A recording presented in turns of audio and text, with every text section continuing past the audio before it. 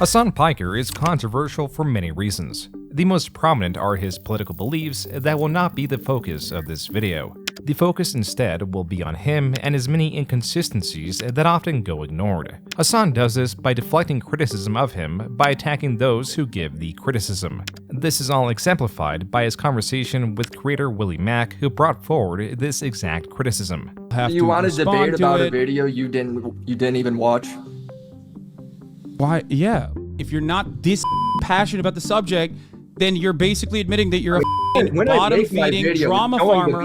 To add to this, Hasan knows what he is doing in diminishing the image of WillyMac. It is a strategy he is aware of and hates. To voluntarily and maliciously misunderstand my point so they can make YouTube videos and get ad revenue, because those clicks drive, that controversy and those clicks drive revenue in your direction and affinity from people who are looking for someone to be like, yeah, fuck this Hasan guy. Hasan is obtuse, hypocritical, and angry, all aspects that reflect on his most intense followers.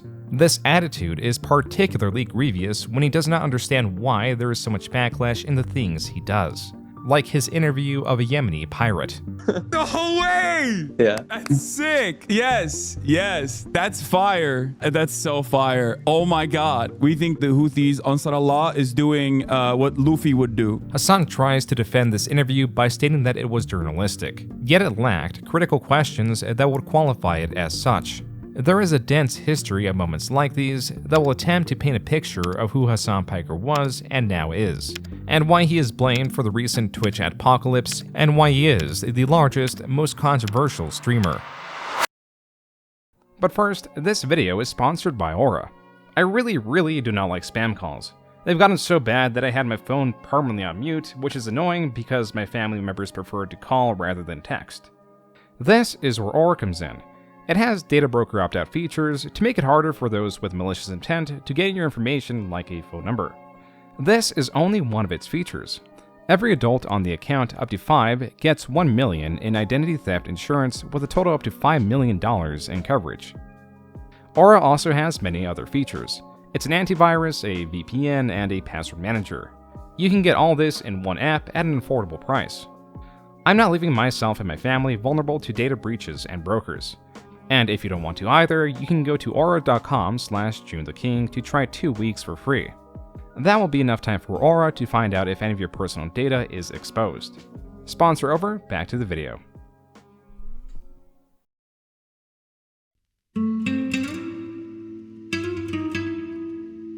Born July 25, 1991 in New Brunswick, New Jersey, Hasan did not have a typical American upbringing because the majority of his developmental years were spent in Turkey.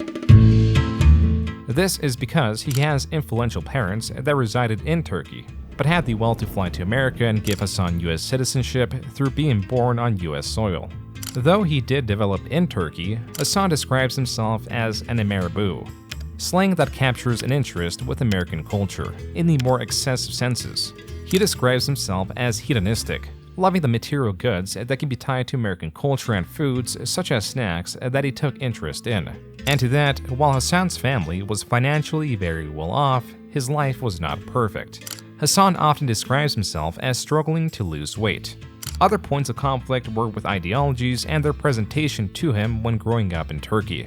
Something he did not conflict with was the mandatory service, but his parents did. In Turkey, there's still this concept called a pink slip, because everyone has to serve in the military. Every able-bodied male has to serve in the military, either after high school or after college. I thought it would be good. Like, I thought it'd be good for, I'd be even more fit. And my dad was like, I'll disown you. He said, like, I didn't spend this much money on you to fucking go and, like, die in a mountaintop somewhere, you fucking idiot. Hasan's parents guided a lot of his development, including his college. It was here that he went from living in Turkey to now living and attending college in Miami, where Hasan's parents wanted him to take up a traditional, well-paying profession such as a lawyer or doctor. Hasan was more interested in the nightlife of Miami. According to an interview with Hasan Piker, Hasan stated, quote, "I wanted to party my first year, and I did." He grins. "I got a 2.9 GPA," unquote. Due to his performance, his parents transferred him to Rutgers, where he graduated with honors with a degree in political science and communications. Even so, Hasan, through an interview with Complex, describes his difficulty in trying to get a job, pinning it on the recent US financial crisis and stating he lacked the proper connections to get the jobs he wanted. But he did have one very strong connection. I just couldn't find a job, so I was like, you know what? I want to get the fuck out of New Jersey. Like, I want to get out of here. I want to go to Los Angeles. And my uncle, at the time, had a little YouTube channel / network called the Young Turks Network. Though Hasan describes the Young Turks YouTube channel as small, in late 2013, the same year of his internship, the channel had over 1 million subscribers in a time that this sort of traction on the platform was hardly reachable. Moreover, according to Social Blade, during this time it was actually not just one of the most viewed channels on YouTube with nearly 1 million views a day, it was possibly the largest left-leaning YouTube channel on the platform. And so Hasan, living in LA, entered at his uncle's company and also lived in his uncle's house. Hasan describes his job as building the advertising and sales operation in the company. But what he really wanted to do was be in front of the camera. So as an additional obligation for himself, Hasan created videos. These would appear on a channel operated by the Young Turks under TYT University. As per the header of the channel, and as the name implies, this was a lifestyle channel that skewed in the direction of college life. And so the videos largely revolved around sexual topics, and not the typical discussion of politics the network was known for. Hasan's entry was his Bro Tips series. You're thinking it, he's saying it. Leave your comments and ideas and opinions that I really truly care about in the section below, and if you don't, I'm gonna come to your house and I'm gonna have sex with your dog. And once more, Bro Tip is ended, audience. I have successfully given you just the tip. This was from a sub 2-minute video where Hasan provides his top 3 favorite cheeses. And as per the archive of the YouTube page, it was not very well received. Looking at other archived episodes, this looks to be the standard. Like this one where Hasan gives tips on how to get women in a club. Let's get out of here. It's time to get out of there, and it's time to separate her from her herd, meaning her crowd of girlfriends that are going to do their best to cockblock you because they're fat and lonely. Leave your comments and ideas and opinions that I really truly care about in the section below, and if you don't, I'm gonna come to your house and I'm gonna have sex with your dog. Following this poor reception, Hasan would open a video reading a zesty comment. Sir Meowington says his head looks way too small for his body. If you're saying that about my head, you should see the size of my penis. Some of the dislike of Hasan was possibly because he was edgy with some of the jokes he would make in these videos. A few things to consider when you're thinking about Lady Gaga as a top contender for Babe of the Week should be the fact that she might have a penis. The fact that Lady Gaga might have a small penis does absolutely terrify me. Come back again next week when we discuss the legendary question of all time. Old enough to count, old enough to mount? Question mark? Ow! I want to say thank you to Miley Cyrus for showing off her camel toe at the VMAs the other night. I always knew Hannah Montana was a little slut. Don't even try to hide it. Look, this is a classic example of what happens when your father doesn't pay attention to you. You turn out to be a slut who's craving for attention, and then I tend to pick you up at a bar late night and bang you out on the first date. With TYT University rebranding at least twice over the years and the entirety of the Bro Tip series wiped from the channel, it is difficult to say how the series developed. But what is known is Hasan does not look back on this series fondly. I had a older run where I was like way more, first of all, I was way more bro-y than I am now. I'm still pretty bro-y now, but it was way more bro-y back then. It was just trying to be funny. Exactly. It was hacky. It was hacky. It was bad. Even with a not-so-great start, he continued his work at the Young Turks. He could even be seen as a guest on other similar and popular channels like BuzzFeed. It was not until 2016 that he got a big break in the form of The Breakdown, a series hosted on Facebook and on the main The Young Turks channel. In respect to the theme of this channel, Hasan discussed and explained political topics. This series appears to be far better received as Hasan had greatly improved in his delivery and did away with the more scandalous jokes. He was also a fill-in host. This is when the planned host for a video is unavailable and so Hasan is called on as a temporary replacement. And all this was working in his favor. Starting in 2016, every 4 years, interest in content Hasan was producing would reach a new peak. This is due to the US elections driving more interest in politics. And while political pundits are not relatively new, the booming social media space allowed them to gain more influence by their own means.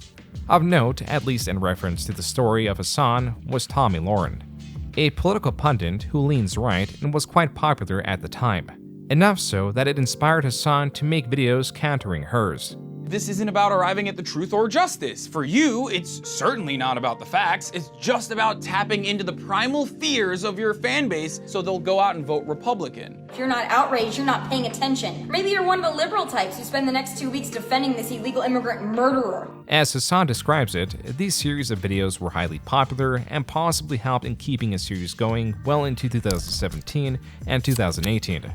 But Hasan still wanted to do more. Not for the Young Turks this time, but for him. He tried his hand at vlogging and other forms of content creation, but more and more was favoring streaming on Twitch. Here, he would play video games while retaining and expressing his political views. He had this personal venture all while still employed at the Young Turks. This position is likely why he was able to debate Charlie Kirk live at Politicon, an event that is remembered for many reasons. One of is that this developed a new friendship with creator Hasan admired. Some of you guys already watched it. Oh, Destiny watched your debate. He didn't like it, said Testament. Okay, well, I didn't know that. That makes me sad. I don't know if you watched the entire debate or if you watched like some parts of it or not, but I do want to talk to him about it. Destiny was a StarCraft 2 pro player and streamer who, like Hasan, leans left, but more recently is known for engaging in debates regarding politics and other ideologies. Basically, just real quick, somebody emailed me this a long time ago, and I'm not even sure on the efficacy of this research. It might not have been true or not. But basically, the idea was that in part of clinical treatments for helping people that are pedophiles, so you bring them in to treat them, and part of that, to help them manage their urges, you contact people that have had pornography made of them as a child, you offer them some sort of reimbursement if they consent to sharing that pornography in a clinical setting with a pedophile, and that would keep them from actually abusing real-life children. Well, that was what the clip was about. After Hasan viewed a clip of Destiny's reaction to some of the debate, Hasan and Destiny jumped on a Discord call. All right, Destiny said, yeah, call if you want. All right, let's bring in a professional here, okay? Let's bring in a professional here. Sorry, shouldn't have exposed them like this. Hey, what's going on, dude? Hey, I heard you're finally ready to join the Minecraft server, dude. Finally ready to join the Minecraft server? What you mean? Yeah. I'm just fucking with you.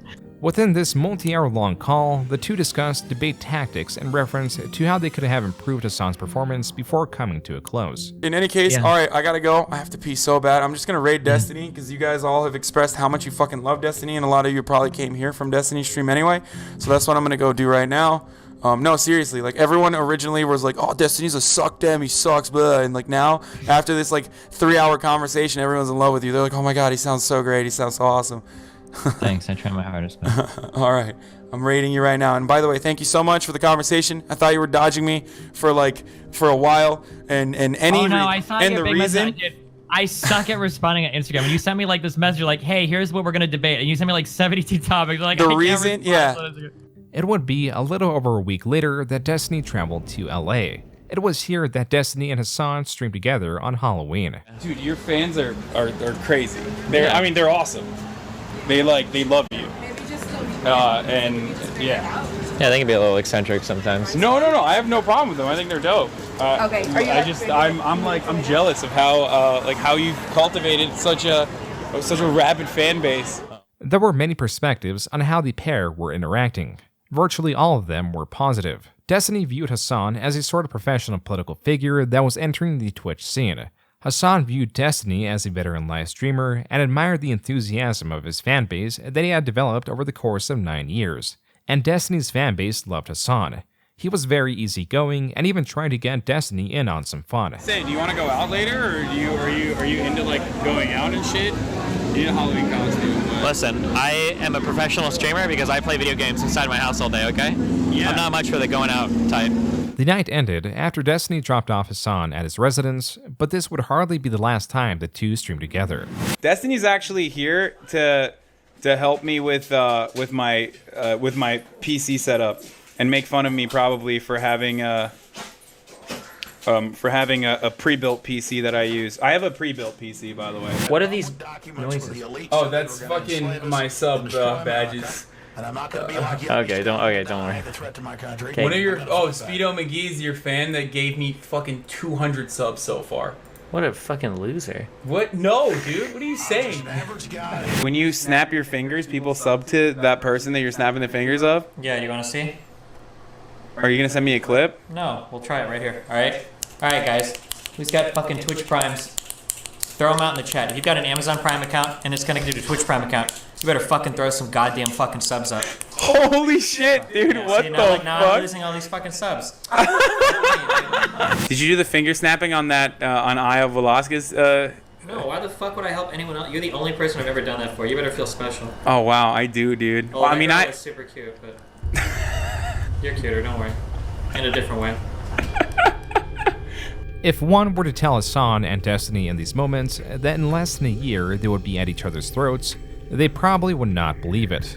This is because the process of hating each other was gradual and then sudden. I know. The real thing that he wants to connect it back to is that he's butthurt that I've surpassed him on his own fucking platform, which he thought was his own like little kingdom. That's the real fucking reason, okay? That's it. Yeah, you know. Let's be real. That was originally the real reason why he got mad at me too and like wanted to sever the connection. It just backfired on him. This was from a clip involving some editor drama Hasan had, possibly recounting the reason he believes the fallout with Destiny happened. Hasan does not get very specific with the details, and when talking about Destiny, recounts Destiny's proclivity to debate, or denounces Destiny's community or former ideologies Destiny no longer holds, while Destiny breaks down the falling out succinctly. We went over it, and then we kind of friendship developed. We hung out in real life. I think when I came to LA, I think I slept on his couch. We played with his dog. We were like kind of friends.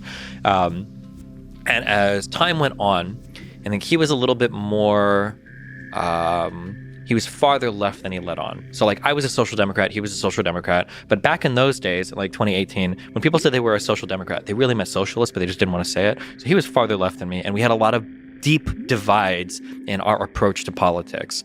One was when it was either him or the Young Turks. I think it was him. There was a shooting in a neighborhood where a very young black child gets killed by a white shooter. And they did a video about like hate crimes and how hate crimes are on the rise between races and white people are evil and blah, blah, blah. Not that, but like white people committing hate crimes against black people.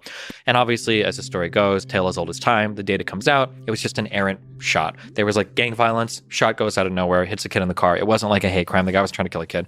But yeah, we bump up against a few kind of political disagreements like this. As Destiny describes it, the true fallout came from a video Hasan made on Kamala Harris that Destiny put much effort to counter. And it's like 7 or 8 horrible things about Kamala Harris. And I'm like, okay, I know at least 1 or 2 of these things are not fully accurate. So I'm going to do all the research. I'm going to have all the sources, and we're going to have a long conversation about it so that now when I provide criticism to him, it's not going to be like this horrible, like just me saying something flippantly or whatever. It's going to be like substantial criticism. And when I started to go through the claims in this video about Kamala Harris, almost every single thing Hasan says in this video is either dead wrong or horribly stretched. This VOD is nearly 3.5 hours in length. Hasan pops in at the 50-minute mark. After only 15 minutes of conversation, Hasan goes on a rant about Destiny's chat. This is genuinely a problem where we're having a semantics argument over something that I admit is probably could have been worded better. Mm-hmm. And then that is enough for so many people to be like, oh, Hasan is a fucking incel. Like there's people in your chat saying like Hasan's incel is showing. And it's so fucking annoying that you guys are supposed to be my fucking allies, that you would be so critical and so uncharitable in this circumstance just because Destiny is like even looking at this from a critical perspective. This is something that really frustrates me. Sorry, I'm gonna calm the fuck down. But it is genuinely infinitely fucking all right, whatever. This anger that Hasan harbors is a terrible quality to have for someone in his position.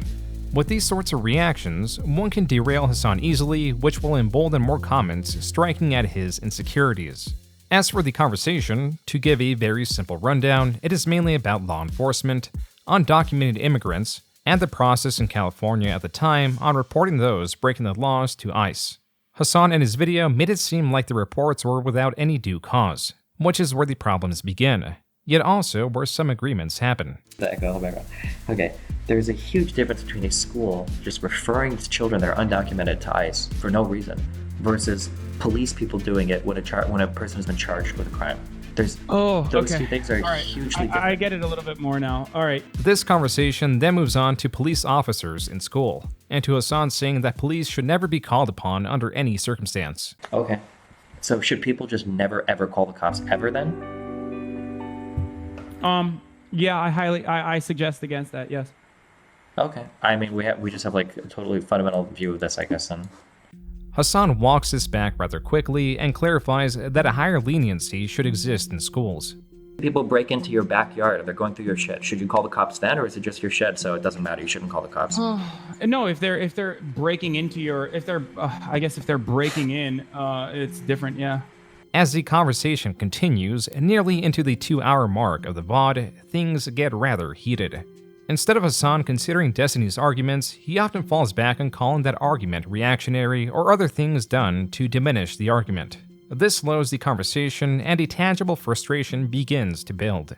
Do you understand how you're framing this? Like, lock up mothers for truancy. What about parents that were just too lazy to send their kids to school without getting a kick in the ass from the police department? You sound like a fucking reactionary. Do you not hear yourself? You're like, what about those lazy parents who just didn't want to send their children? Yeah, what about the fucking homeless mom? I'm telling you, like, there are plenty Why do you keep going? People who are in between. Okay, hold on. Okay. Here, and your answer to this basically, and maybe I'm fucking strawmanning you, but you've been doing that the entire time this debate, so I'm just going to say it. Maybe your point is, well, it doesn't matter if people are threatened because there are a lot of lazy mothers out there, and also it worked because it increased school admission by 20%.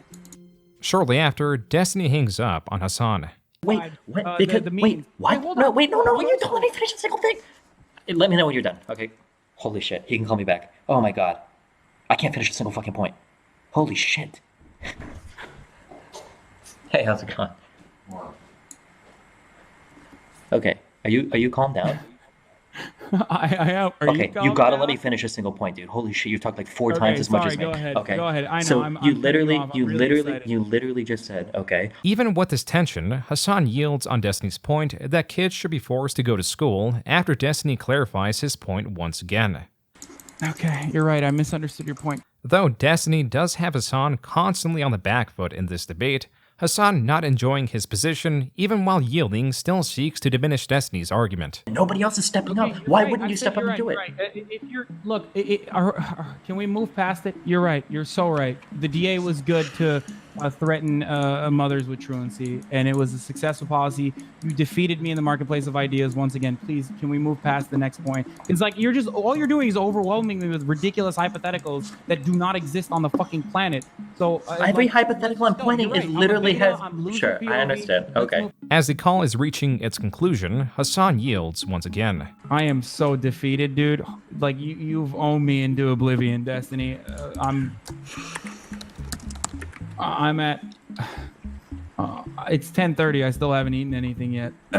Hasan, as has been exemplified in this call, does not like being wrong. He has trouble yielding to an argument without reacting in anger afterwards.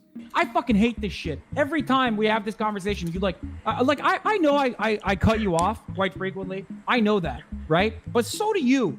But for some fucking weird reason, the entire thing turns into Hasan kept talking over Destiny, and Hasan was like so fucking dumb or morally lucky in an instance where like we literally agree, and you've done some of the most disingenuous debate tactics that I'm finally gonna start fucking calling out every single time that you do it. It is like talking to Ben Shapiro, literally.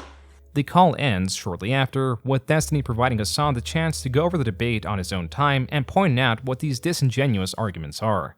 The more likely case for Hasan's frustration is that being wrong or not being able to articulate a point in a fast debate setting strikes at the core of Hasan.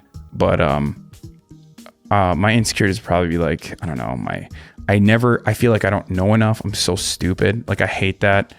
I feel like I don't communicate my ideas well enough. It's all just about like the areas that I'm interested in and how far I haven't gone yet. Hasan, like anyone else, has pressure to succeed. He comes from a wealthy family that has high expectations, yet has failed to meet them.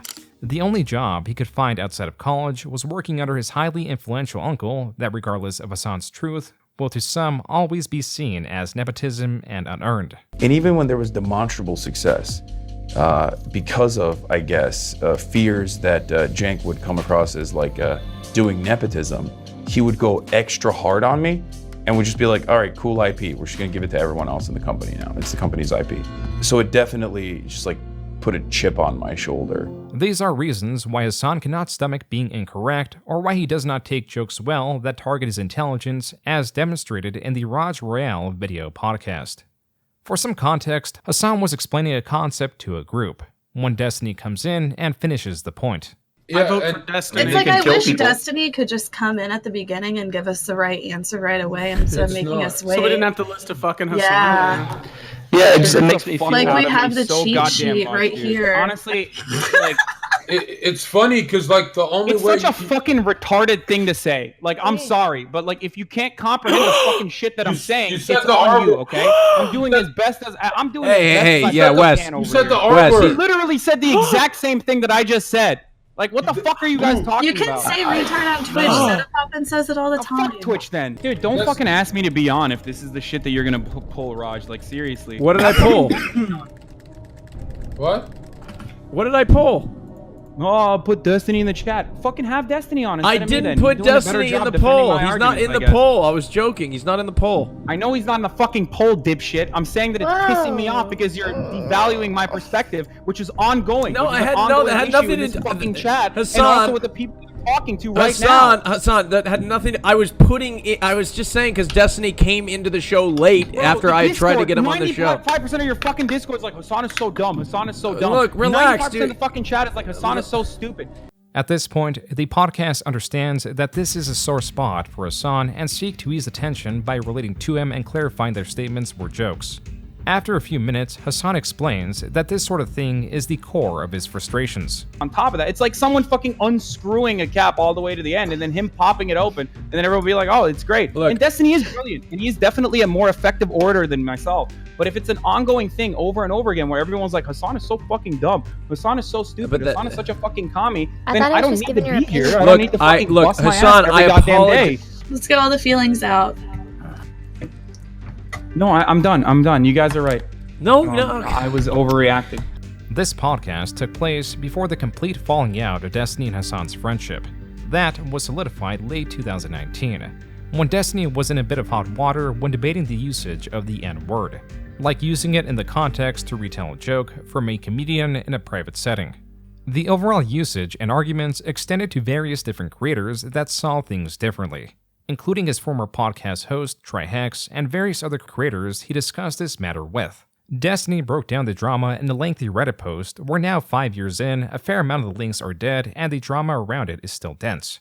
Hasan's role in this, as Destiny explains it, was his changing of stances on the argument depending who he is talking to. Though I don't know why you're bringing it up. But if someone else is doing it in the privacy of their own conversation with another person, there are specific contexts in which you could probably say the N-word. Cool. That's my position, literally. Holy shit. But because it ultimately, no matter what, no matter how you use the term, ultimately, no matter how you use the term, the N-word is bad. Ultimately, it just implies that the person themselves are like a racist person. Destiny expanded on this in a live stream which Hasan reacted to. Nothing I do is performative. So I'm not going to, for instance, I'll use Hasan as an example. I'm not going to talk to a black person like Trihex and say, hey, the N-word, it's always bad. Do you think black people... What a fucking liar, dude. What a fucking Weasley little liar, dude. This fit of rage will be turned into a meme, changing what Hasan is watching to fit the joke. Like when Hasan stated he will never talk to Destiny again.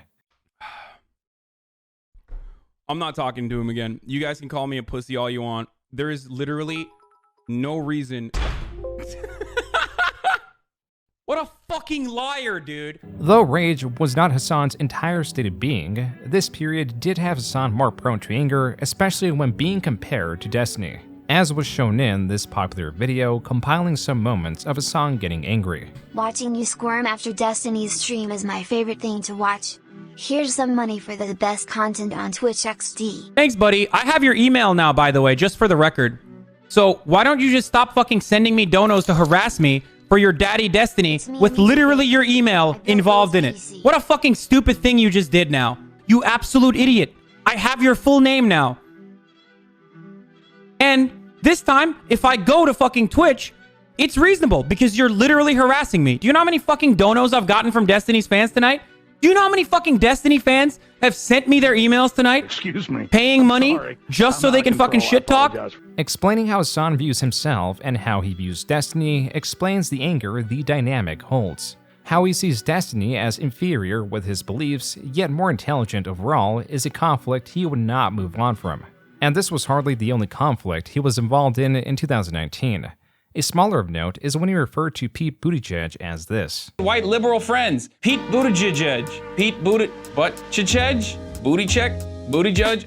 Okay, it's really hard to say this dude's last name. Now, Buttigieg has been the talk of the town, especially in DC. Hasan calling him Buttigieg was likely not aware that Pete Buttigieg is gay, and this comment could come off as derogatory. This can more easily be seen as a misunderstanding, especially when compared to his most controversial statements of 2019. I can't do this. Guy has the understanding of foreign policy of like a 12-year-old. What the fuck? What the fuck is wrong with this dude? Didn't he go to war and like literally lose his eye because some mujahideen, a brave fucking soldier, fucked his eye hole with their dick? Isn't that how he lost his fucking dumbass eye? Because he got his fucking eye hole fucked? America deserved 9/11, dude. Fuck it. I'm saying it. We're there to partner with them. We're not there doing our own thing. We're there partnering and training in a video and game, equipping and enhancing their capabilities. It's happening. Like we fucking totally brought it on ourselves, dude. Holy shit. We did. We fucking did in a video game. There are two large aspects to this controversy.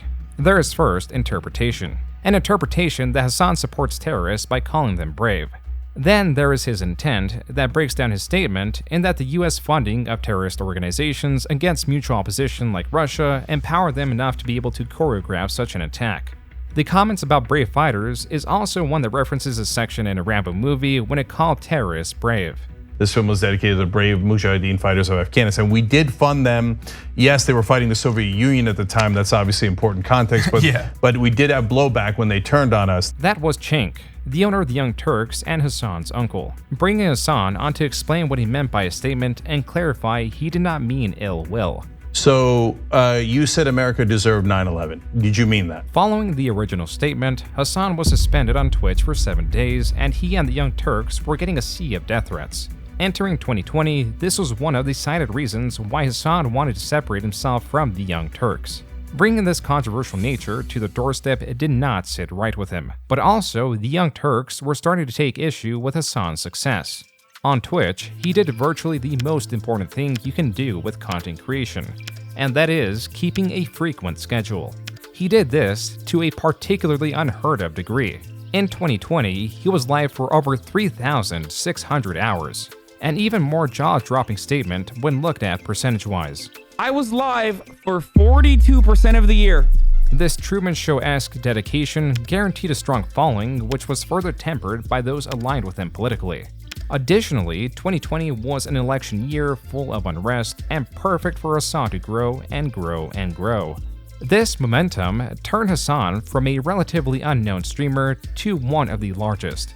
This surge of popularity had those in direct political opposition cover him and his previous controversies. Alex Jones! Hasan Piker. Can't make up that name.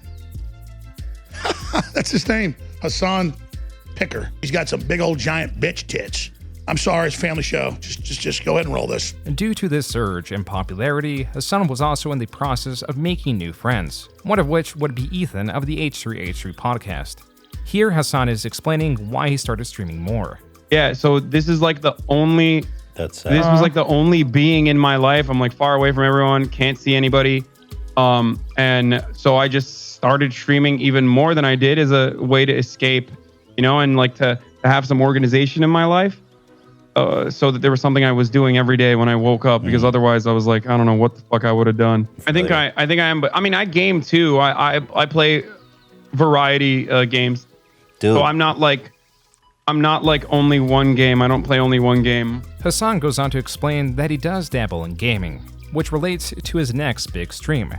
Being at the top level of influence in this environment is powerful, yet not as utilized or understood as much as traditional media. AOC, a political figure who also excels in the space, in 2020 put out a tweet asking if there would be any Twitch streamers interested in playing Among Us. While she replied to other streamers, she did not reply to Hasan, but he was still, like several other streamers, invited to the game.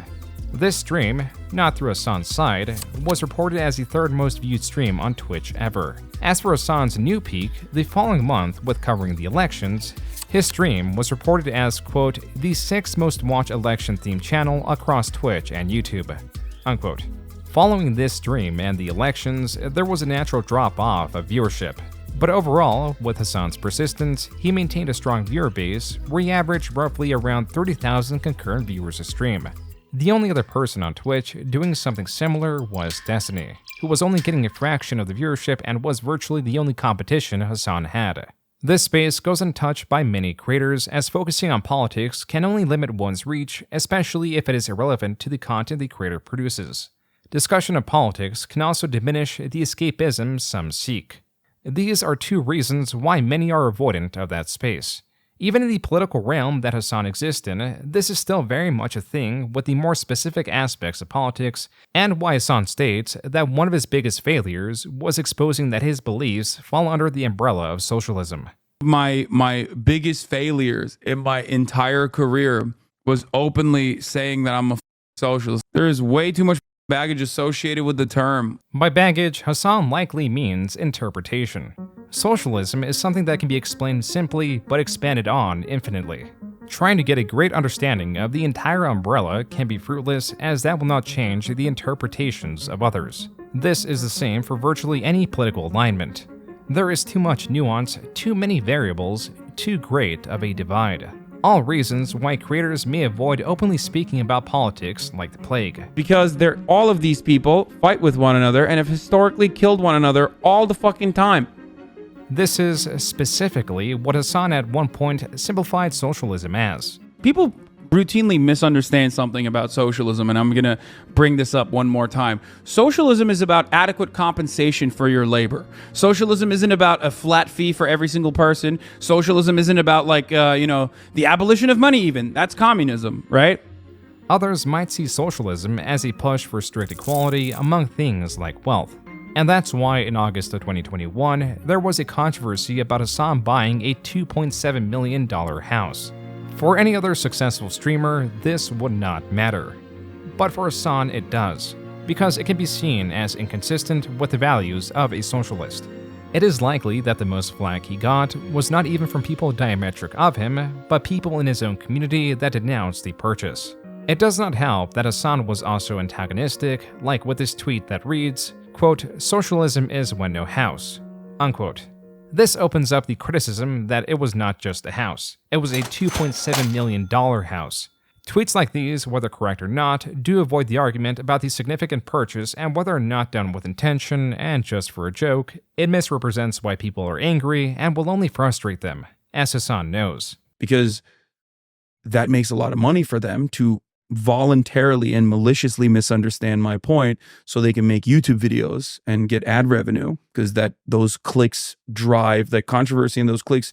Another element Hasan uses in his defense is a perception that he believes people look at socialism like a poverty cult.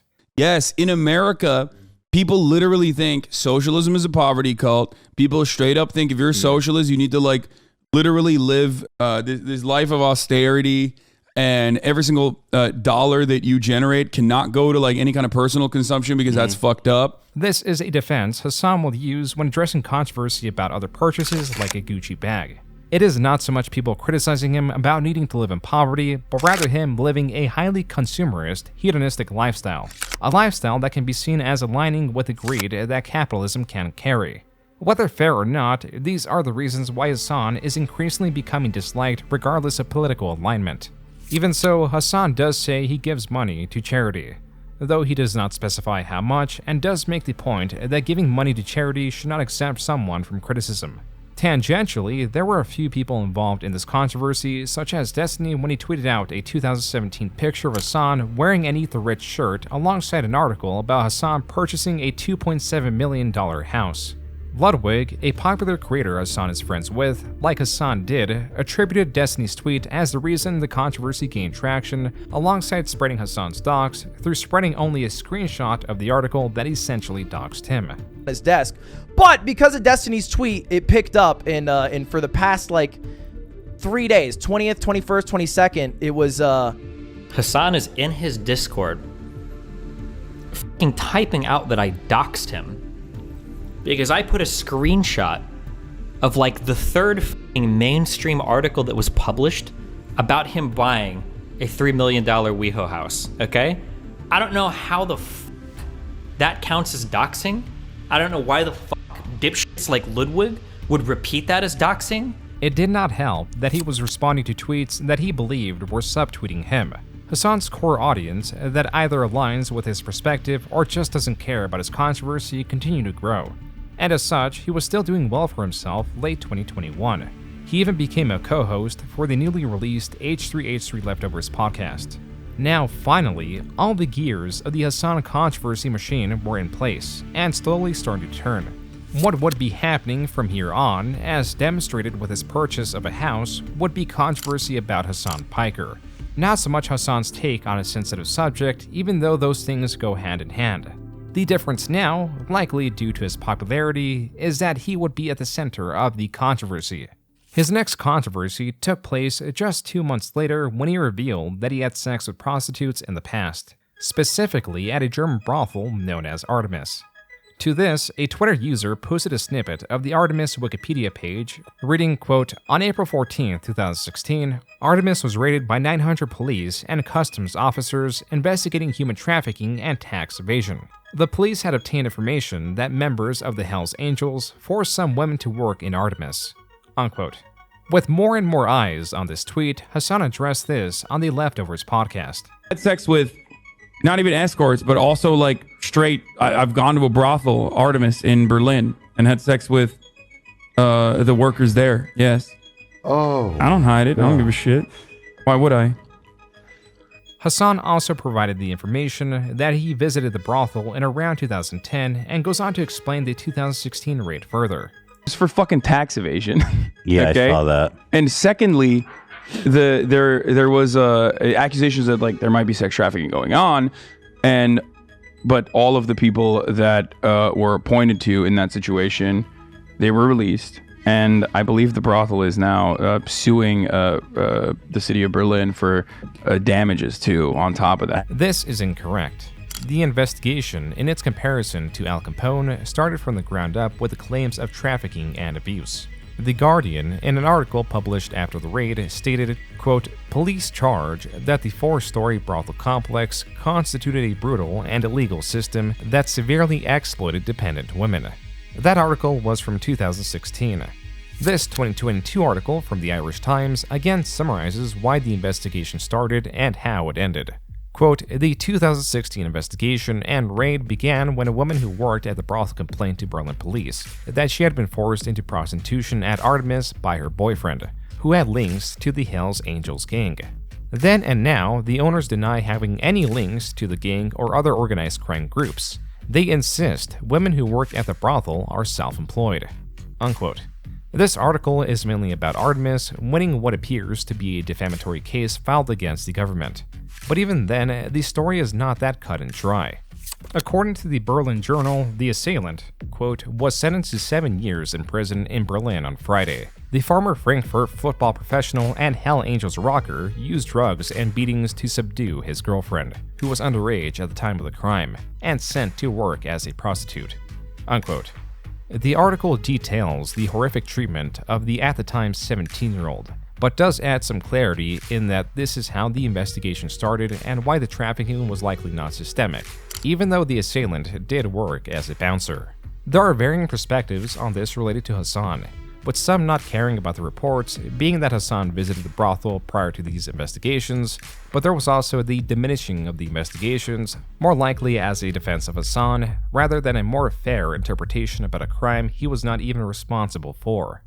Also in the mix were criticisms tied to his wealth and status. Then in December 2021, things moved to his newest and most recent controversy. Wait, what? Fizz got suspended too?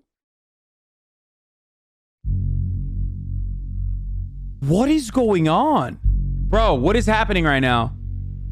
Is there like a fucking crazy... Is there like a crazy fucking Twitch mod right now that just like is banning every single one of my mods right now?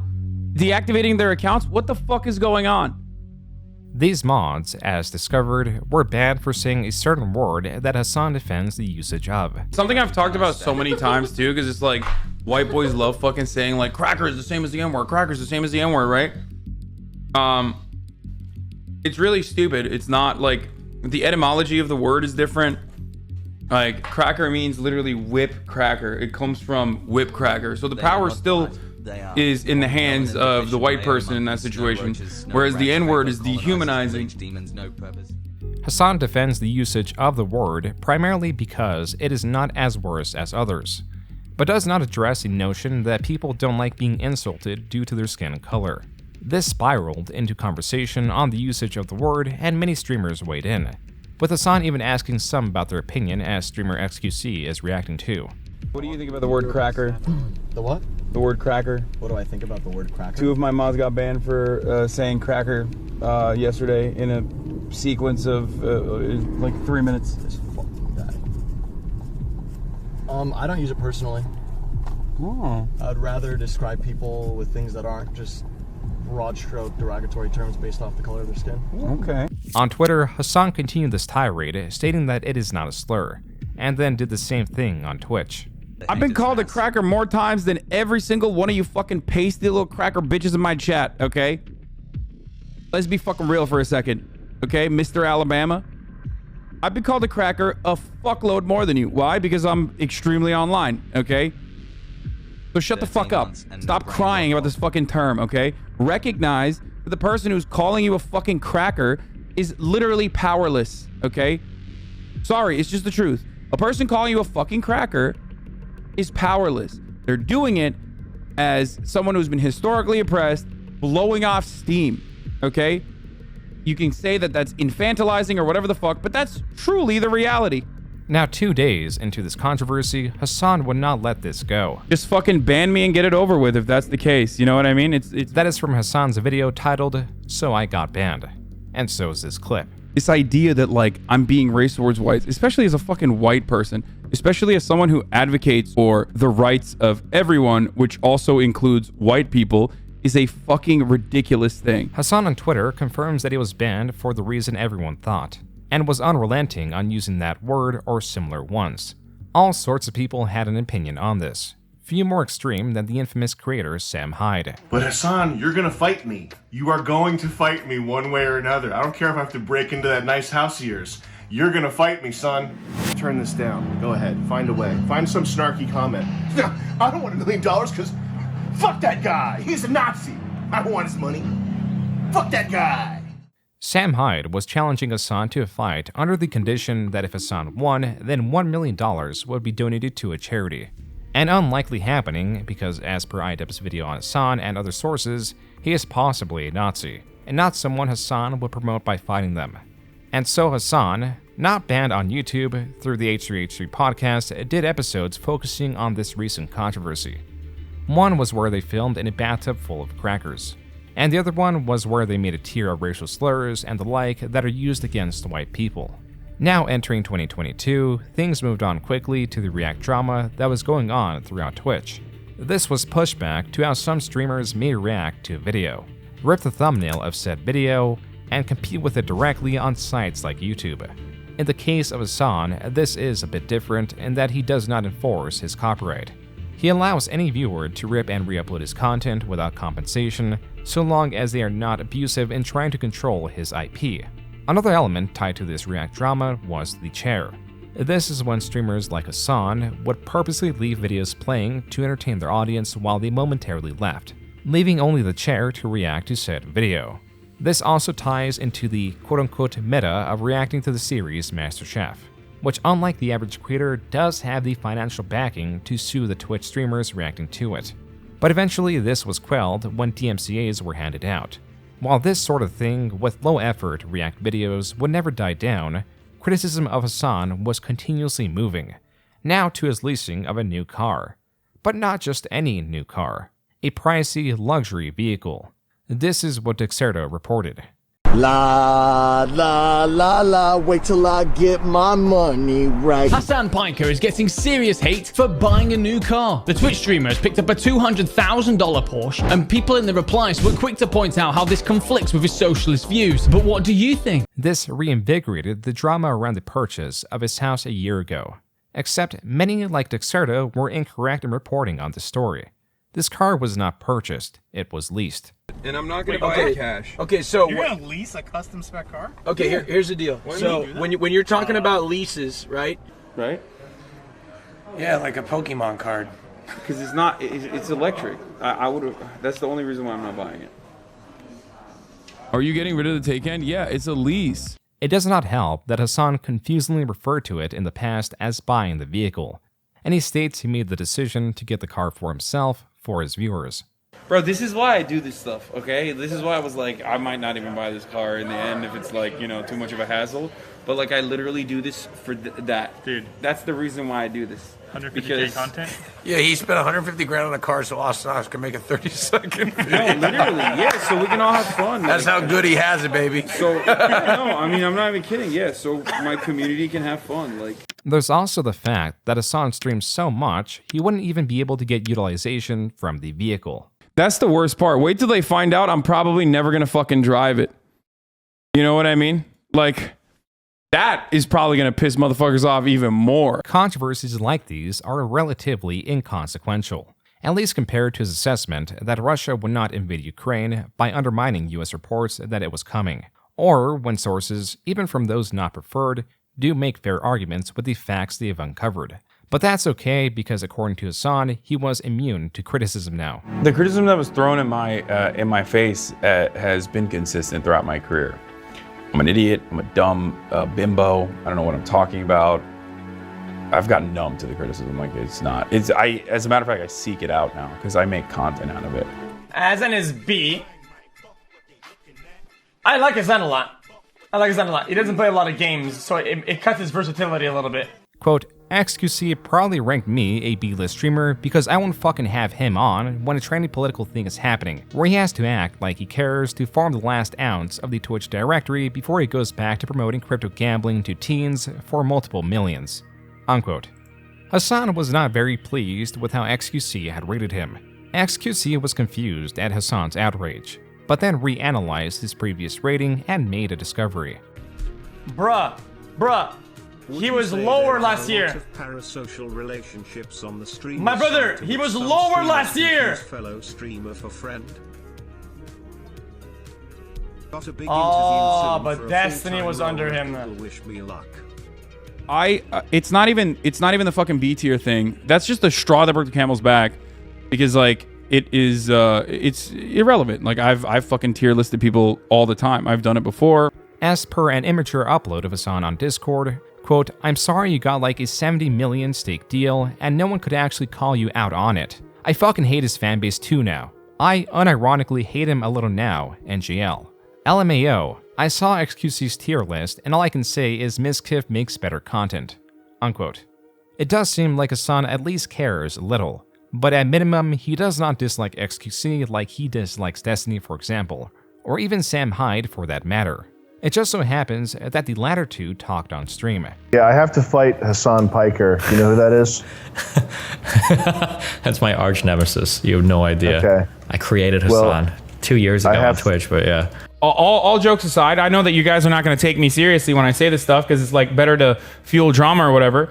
But when I joined Twitch for the first time, I had a very specific goal in mind. And that goal has come to fruition largely because of Destiny, because of the help that he's given me, and also on top of Destiny helping me personally, Destiny himself already doing exactly what I wanted to do. You created him, I have to kill him. There were at least two major updates on Sam Hyde's callout. One is that Hasan, through private contacts, made it clear he does not want to platform Sam Hyde, and two is that the amount of money went from 1 million to 2.5 million. And after Sam Hyde's most recent victory in the ring as his Irish Candyman persona, he made a call-out that was impossible for Hasan to ignore. You got anyone you want to call out in the heavyweight division? Oh, you know it, lad. You know that Hasan Piker? I'm coming to kill you in Los Angeles at your house. Or in the ring. No, in real life. I'm going to stalk him and become obsessed with him and wear his makeup. No, don't fucking hide. If you're a sub, you're not getting unbanned for that. I'm just letting you know.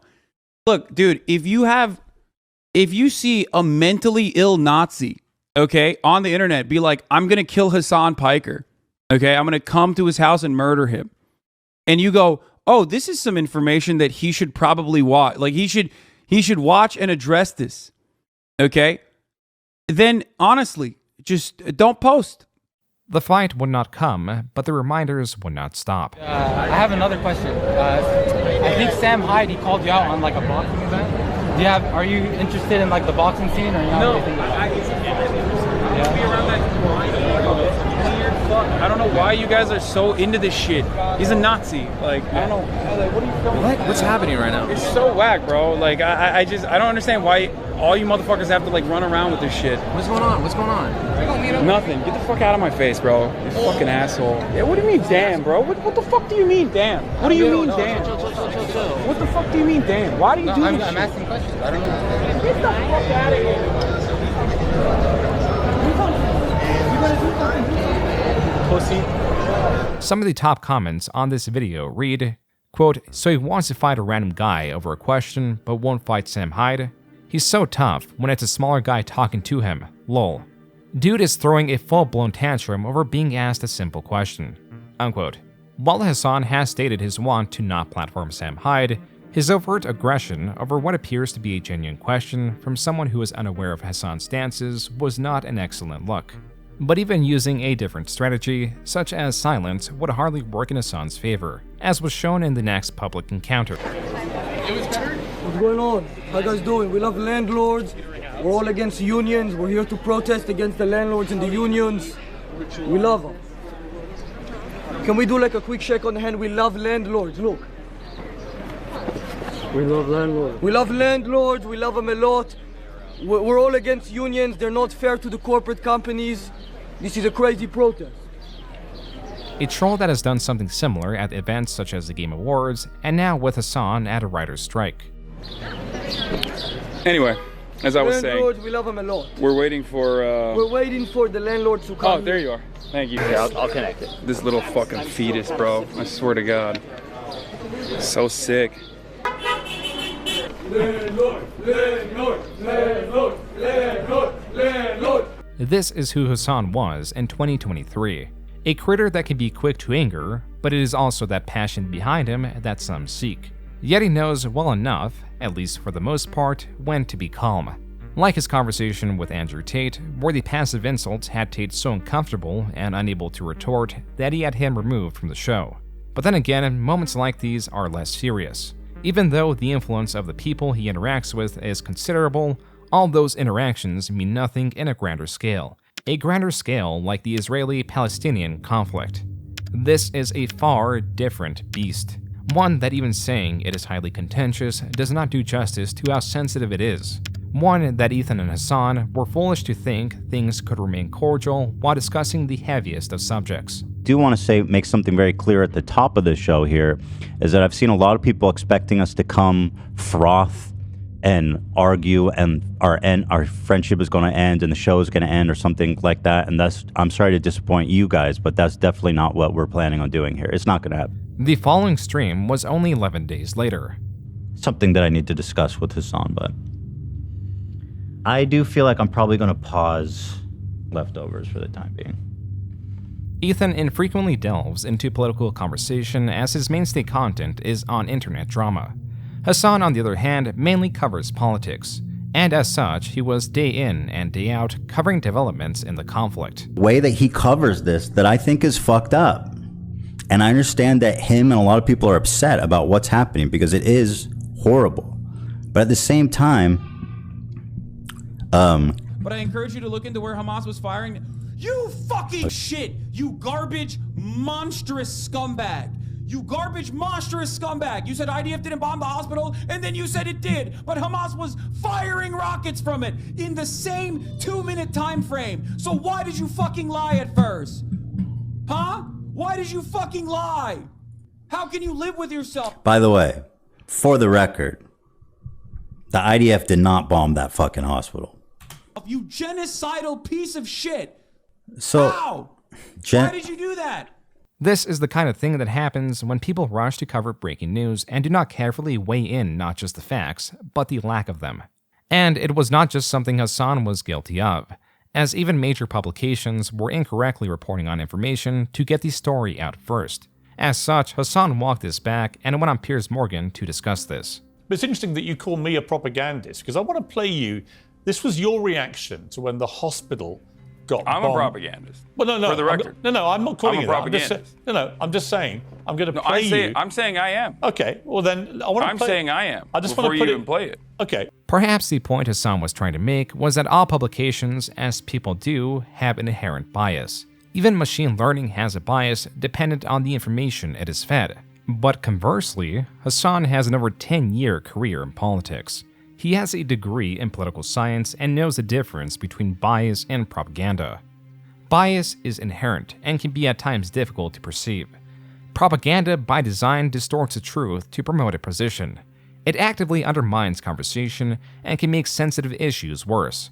Propaganda more easily exists in political spaces as a reinforcement of bias. What happens when you try to use propagandist tactics to undermine and/or defeat someone you know nothing about? This exact thing happened when Hasan debated WillyMac.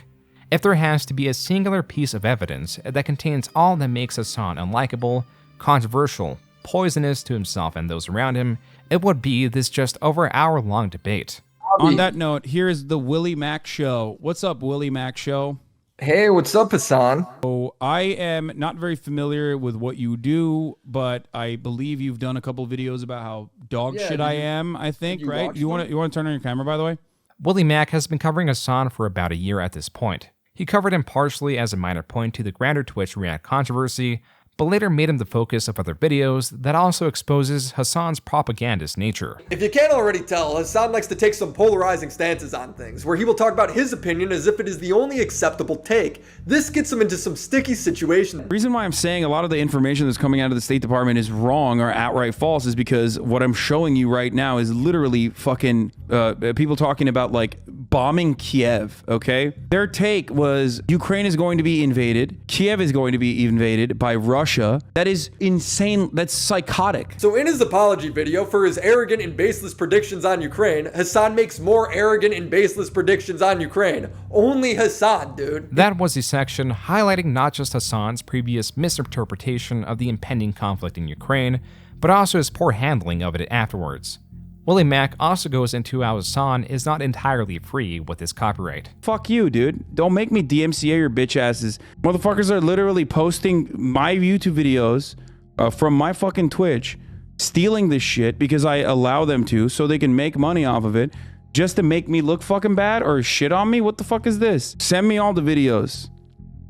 Okay? Send me all the fucking videos of the Hasan Abi Clips Industrial Complex.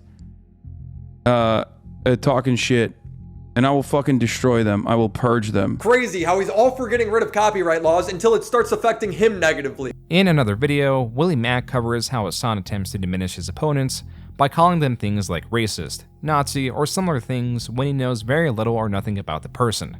No, of course not. I have a policy of not really watching videos such as that one, specifically because it will frustrate me, and then I will have to You want to debate to about it. a video you didn't even watch?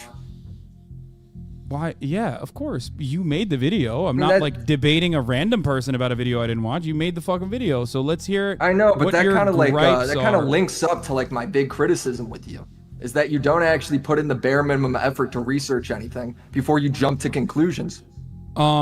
That's why your tweet when you're like, "Hey, I want to debate Willy." Do you really consider me watching a fucking dumbass YouTube video from a drama farming channel to be doing research? I don't need to do research this is what you're on a talking video. about. You're going into a topic you don't know anything about. Brother, just give me what you want to say. In just these 40 seconds, there is a tremendous amount to unload. To start, Hasan is antagonistic against Willy, a creator he knows nothing about beyond the fact that Willy made videos criticizing Hasan. Videos that's combined runtime is not even an hour in length. As a retort, Hasan states he doesn't watch those videos because they frustrate him. And that is a problem of its own because Hasan doesn't differentiate what video that is. Is any video that is critical of Hasan one that frustrates him? Perhaps he does this as a defense in this highly contentious political space he resides in. But if he is inviting a guest, the bare minimum he could have done is watch the video. What's more, he's already trying to diminish Willy's work. He calls it a dumbass YouTube video and calls Willy Mac a drama farmer, when those two things are irrelevant and unsubstantiated. They are ironically exactly what Willy is criticizing Hasan for, as he points out. When diminishing Willy does not work, Hasan then moves on to stating that Willy is here to explain what the video is about, and that should be good enough. But a very important aspect of a video like Willy's is to condense arguments and sources in a very succinct way. Enforcing Willy to summarize his videos without Hasan having watching them forces him to be in a worse position in trying to summarize them not only just from memory, but also without all the evidence present. Why would I have to research a video about myself? Like, oh man, I can't believe I have to watch. I have no doubt you didn't. I have to watch a fucking dumbass talk shit for 25 minutes and jerk off like all the fucking talking points that I've heard about myself over and over again. Incredibly stupid. Give me the fucking takes and we'll talk about it. Hasan, in that moment, both states he is aware of all the criticism of him and reduces that criticism to invalid criticism by labeling it talking shit. This is all horrifically arrogant. As the conversation progresses, Hasan, already demonstrating he does not care to do research, insults Willy for claiming he does not care about specifics. This random nonsense. Yeah, because you're a fucking scumlord drama farmer. Of course it doesn't have anything to do with anything. Because the specifics don't matter to you. Hasan, a creator who primarily live streams and has over 10,000 hours doing so, will now attack Willy for a lack of experience and lack of preparation. Even though Hasan invited Willy in a limited window to this impromptu debate. Like, I don't know what to do. I'm sorry. You fucking brainlet. Give me what the fucking inconsistency was. You made the video. You made the video. Give me the inconsistency or what you consider to be false information. Are you having a hard time without a script or without people fucking feeding you clips that you can post? Pretty good, bro. Nobody's fed me anything. Dude, I you're got killing all the clips. it. Like what? What is the claim? I gotta go pull it up in the video because you didn't. You didn't prepare for your own fucking. You didn't prepare where you were literally coming on here to talk about not Israel Palestine, mind you, but about Ukraine, and you didn't even fucking prepare with talking points. I'll talk really? to you about Israel Palestine. That'll be the next point. It's you doing the same thing again. Well, dude, how do I? Hasan, just 7 minutes in, swayed the conversation to mainly target Willy through either superficial attacks or entirely unsubstantiated claims. But it only gets worse. Worse because Hasan is doing this with intent. It's rather self-serving, even, where you're not really going into the nuances in many instances of what your worldview is, and you're simply playing a game of maybe even chess or checkers where you have established what the interlocutor's talking points are, you know what they are, and you have your talking points, and the goal is to basically overpower your opponent with rhetoric. Are you trying to link me your video? I'm not going to watch your video. Just say it with your mouth, with your words. Go ahead. I have to watch my video to see what my receipt is because this is a year old. Right? I didn't know where you don't even know your own video. You don't know the contents of your own fucking video. I made it a year ago, bro. You think you're doing a good job right now? Do you think you're doing a good job right now, defending your position? Hasan is now attacking Willy for not remembering the entirety of a year-old video. This could have been avoided if Hasan watched the video, but then again, Hasan would not be able to force Willy to summarize the video and put him in a worse position recounting it. This is highly manipulative through Hasan's point, and may be typical in a political discussion when the admittance of lack of information is damning. But in this case, it only damages Hasan. Willy no-show, give me the second talking point. If you're not this fucking passionate about the subject, then you're basically admitting that you're a fucking bottom-feeding drama farmer. The arguments that Hasan is making are absurd, yet he continues to press on until Willy realizes what is going on. Hasan, as is common in political debates, has tried to move the conversation not just on attacking Willy's character, but also into politics, possibly to distract from criticisms about him. To add to this, while the conversation does involve politics, they are solely about Hasan's reporting of them, and not his personal stances. thing. Do you have any genuine opinions about Yeah, my opinion Russia's is that was involvement bad. in the Ukraine? My opinion on that is that you shouldn't be talking about shit. Brother, you know nothing hold about. up. You We're shouldn't having a be conversation about making Ukraine and blind Russia. claims We're having a that conversation you about Ukraine and always do. Russia, and I'm No, asking we're you a having specific question. About you, I'm actually. asking you You're a trying to shift the specific conversation. question. My conversation's about you because my videos are about you and your pattern of behavior and your poor reporting, and now you're trying to shift it all these other ways because you know you can't face the truth. Russia had not bombed Kiev at the time. With Hasan now back as a topic of conversation, Hasan continues to find ways to get the conversation back on coverage of conflicts. Do you have any genuine interest or any curiosity in like Russia and Ukraine at all, or is all you do fucking drama farming off of clips? Because over the course of this entire conflict, I've dedicated tens or hundreds of hours into my coverage, and the analysis in and of itself comes from a solid foundation. Now, the predictions might be wrong, and it certainly was, which is something that I took accountability for, even though you said I had not. Hasan tries to inflate his status by stating he has hundreds of hours on stream looking into conflicts. Yet also as important, but not mentioned, is that these are done through the lens of an admitted propagandist, and has demonstrated all its poor qualities just 14 minutes into the debate. At this point, Willy is getting frustrated at Hasan's deflections. Neoliberal commentators and whatsoever. Neoliberal commentators is the same fucking 5 clips that you are going to present here. You think Destiny's secretly behind this? Is this what you're crying about right now? Is this why you keep saying random shit?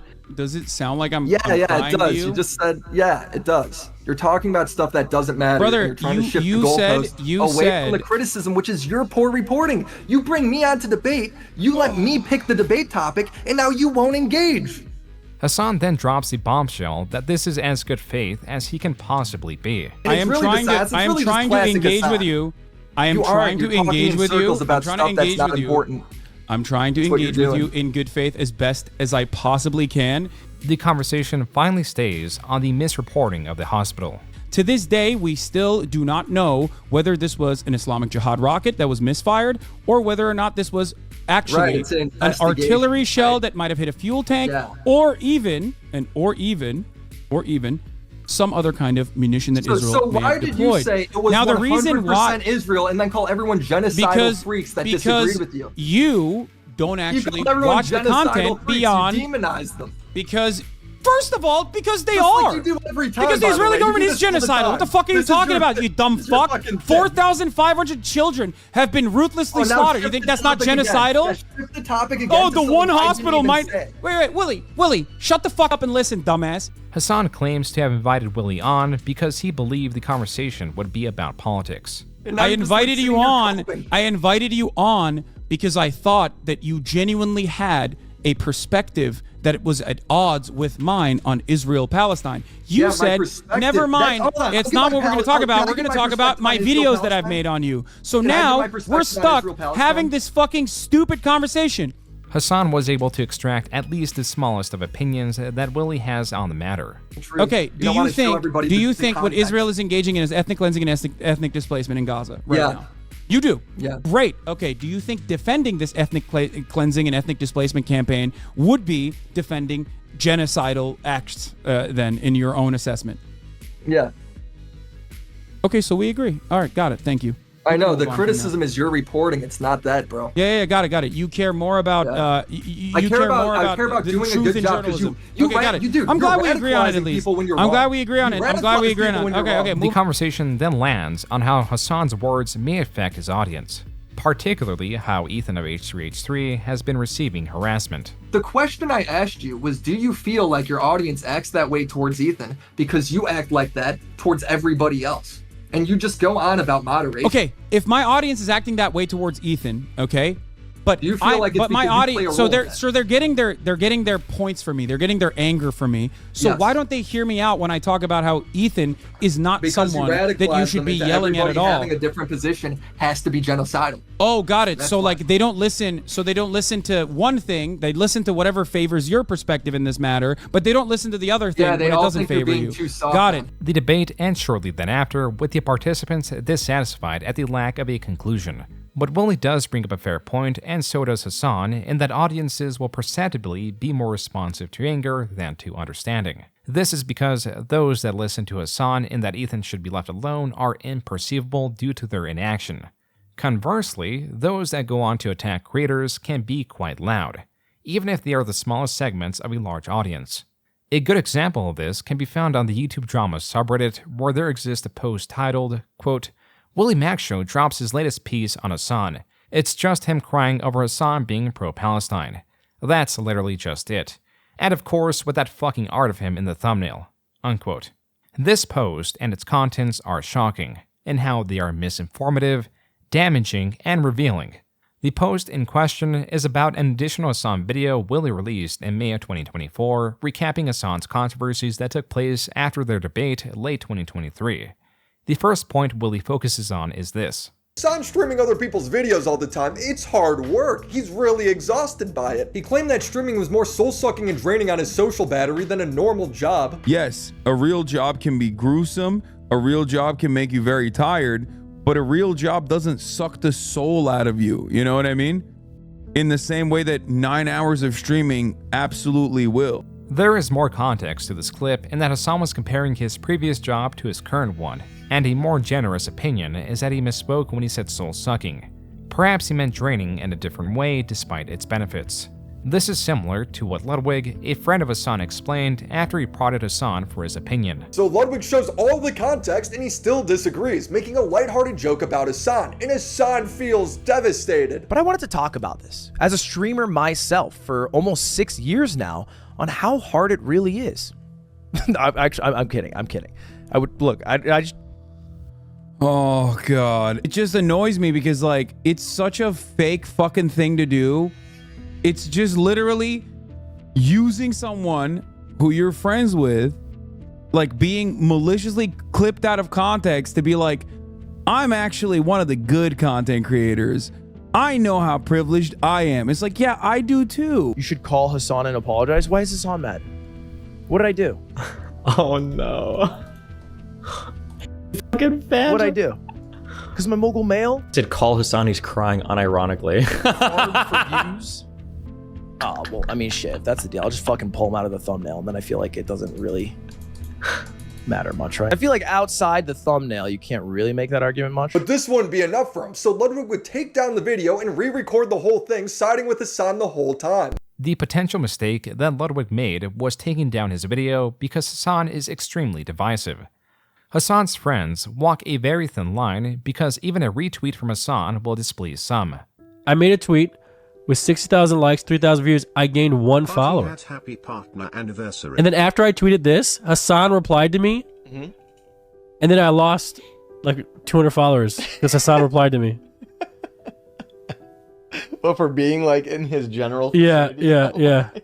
As for Ludwig, he claims he took down his video because it underperformed, which is important because it had an attached sponsor. This is something that Willy fails to mention, as he attributes the takedown of the video, like many others, to him trying to appease Hasan. And I don't frankly give a shit, but I did get a little pissed off about it. Because I felt like no one actually gave a shit about what I was saying. I was just being used in a proxy war for people who don't like Hasan. Some of the top comments on Ludwig's video read, quote, spineless. Ludwig, I love ya, but you gotta have a back move, man. Shame, Ludwig, spineless behavior, unquote. The next part of Willy's video is about Hasan's moderation when it comes to Ethan. But when Ethan was begging Hasan to moderate his chat from calling him pro-genocide every 30 seconds, Hasan's like, it's out of my hands. You did it to yourself. By the way, I'm not even defending I'm not even like, I'm just trying to tell you guys how it feels.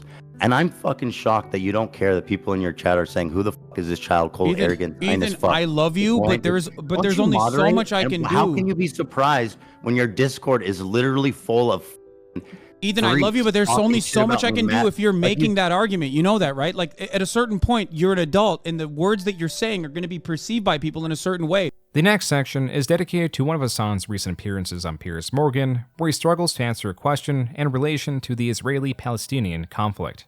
Then Willy moves on to Hasan's poor reporting in the sense that either through intention or mistake, Hasan leaves out valuable information or fails to cite sources for important claims.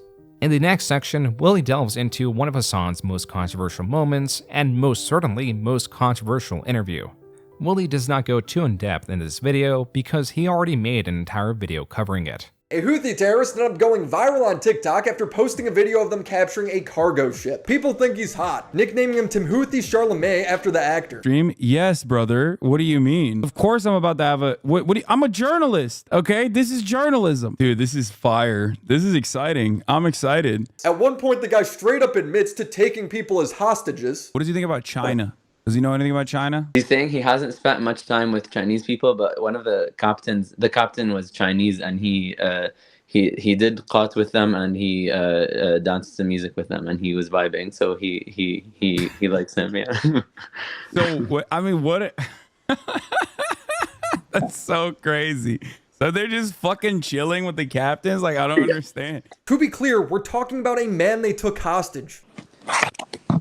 One Piece, like, is that an organization? No, One Piece is an anime. Luffy. Luffy? Yeah, he said he's been watching it since he was a kid. No way! Yeah. That's sick. Yes, that's fire. That's so fire. Oh my god. He then says him and his entire community support what the Houthi are doing, which is attacking commercial vessels. Dude, we think the Houthis, Ansar Allah, is doing what Luffy would do. You should tell him that. Hasan runs out of anime questions to ask this guy immediately. As Willy points out, this is at the center of the criticism. Hasan tries to defend his interview under the guise that it is journalistic. Yet his support betrays that, and undermines the severity of what this person is doing by comparing him to Luffy, a cartoon character that Hasan both loves and has a very interesting opinion about. First of all, Luffy is a terrorist. He is. What does he have to say to dumbasses that consider him to be a terrorist? What does he think about that? That's how you do it in Turkey. Yeah. This is crazy. What do you mean? I'm just fucking chilling. We're just vibing. This all goes back to why people dislike Hasan. This is not considering dislike for his political leanings, his origin, or his status, even though Hasan enjoys attributing all criticism to those reasons. People more and more dislike Hasan because of his mistakes. Not so much because of the mistake, as being alive for 3,000 hours a year will produce many mistakes. It is an inability to acknowledge he made an error or why people see it as such. And this interview is a perfect example of that. How you did it. Hasan would get so much pushback for this, he'd revert to the Hasan classic, imply that everyone's racist. Problem is not that you interviewed him, it's how you interviewed him. Gave me chicken and waffles with the Nazi vibes. That's great. That's a great question, or that's a great point to raise here. Except, this person is not a Nazi in the United States of America. He's not a in Yemen either. You are suspecting him of being that because you're primed into assuming that this 19-year-old is straight up a Nazi. He's giving you Nazi vibes, I guess. Yeah, bro, I wonder why. I can't do anything to help you. This kid's TikTok has him calling people a son of a Jew as an insult. He posted to Twitter, the meaning of Houthi is a title and it is not something to fear. But for the Jews, they are very afraid of this title, and Hasan's community defends him. Son of a Jew is a popular slang among Arabs. Jew in most Arabic dialect means stingy. It is racist and very stereotypical, but it's a word that completely lost its meaning, and most people have been using it blindly for decades without connecting it to the Jews. Even several months in, with Hasan unable to swallow the criticism around the interview, was now framing him as Anne Frank. I think he was like 19 at the time when I talked to him. Which means that for most of his life, he has withstood genocide, right? Like he is a person whose only experience is like, it's literally like talking to fucking Anne Frank, basically, okay? Being able to talk to Anne Frank. This all ties back to Willy's video. Hey, you need to stop drinking Coke Zero on stream. Why? It's boycott. Wait, is it? You're preaching pro-Palestine and you're drinking all this boycott stuff. Please, Hasan. At least pretend. Do it off stream. Please. Okay, I'll put it in. She's like, please, just pretend to care, Hasan. And he's like, sure, that's my whole grift. Is Pepsi okay? No. No soda, Hasan. I didn't know it was like that. I've been trying to stop it. He's an animal. You hosted him in his home and I watched him on stream drink Coke Zero. Yeah, It's your house. You get to say no. Hasan's annoyed here, but he created this. Willy also covers a time Hasan laughed at a cop getting shot. But Willy does fail to provide the context that it was another cop trying to shoot a dog but accidentally struck an officer who survived the wound. Finally is the infamous J-Dam clip, where Hasan assessed the type of explosive used solely on the noise and explosion it made. All of this and more was condensed in Willy's 52-minute-long video. It was not a video criticizing Hasan's politics, it was a video criticizing Hasan. This is why this Reddit post that got 531 upvotes is maliciously wrong. Not just in the title, but also clear by the comments that mostly focus on the thumbnail, as it is likely as far as the majority of commenters got with interacting with the video. And then there is this.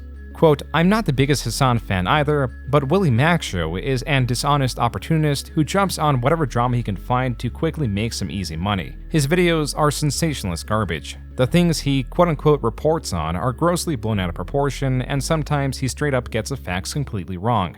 Unquote. This commenter fails to provide any evidence of such a thing and believes Hasan won the debate against Willy. Then there is another post talking about the conflict. Quote, so I don't really care if WillyMac is mean to Hasan or says Hasan doesn't do research. I disagree, and I think it's stupid, but so what? Unquote. The commenter then states Willy is doing genocide denial for covering Hasan's poor coverage of the bombed hospital.